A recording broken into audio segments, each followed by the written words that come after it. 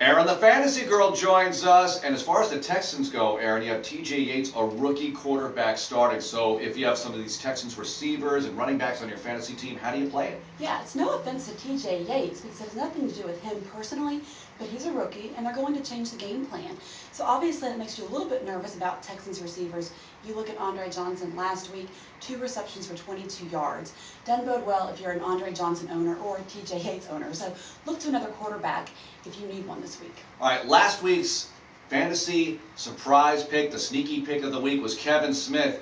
But you let us down. I mean, I always brag on your sneaky pick. What happened to Kevin Smith? I know, I couldn't predict his high ankle sprain. He left the game early, but in one quarter he did have 57 yards. You were off to a great start with that one. I was off to a great start. So if you have him, keep him because he still could play at some point the rest of the season.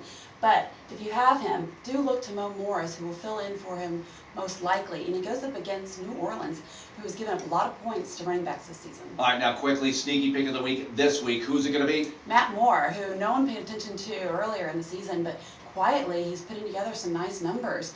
He's among the top quarterbacks with 9.4 yards per throw. So he's a nice pick. He also goes up against Oakland that gives up the fifth most points to opposing quarterbacks.